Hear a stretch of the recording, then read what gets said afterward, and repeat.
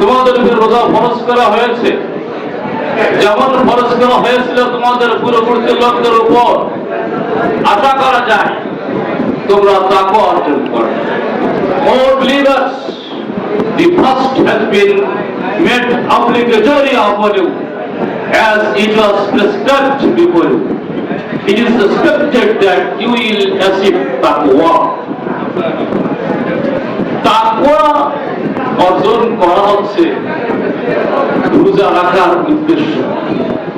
তাকওয়ার সাধারণ অর্থ আমরা জানি আল্লাহ ভীতি বা খোদা ভীতি বলি আমরা। এর পারিভাষিক অর্থ হলো সকল প্রকারের অন্যায় কাজ থেকে দূরে রেখে আল্লাহর ভয়ে সকল কাজ সম্পন্ন করা, আল্লাহর ভয়ে রেখে চলা, অন্যায় অপকর্ম থেকে আল্লাহর ভয়ে দূরে থাকার নাম হচ্ছে তাকওয়া। আল্লাহর ভয়ে সকল খারাপ